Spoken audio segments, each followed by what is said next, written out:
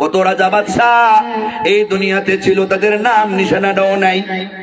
কত সুন্দরী আর কত সুন্দর এই দুনিয়াতে ছিল, কবরে যাওয়ার পরে মইরা গুল্লা পড়ছে, একবারে শেষ হয়ে গেছে।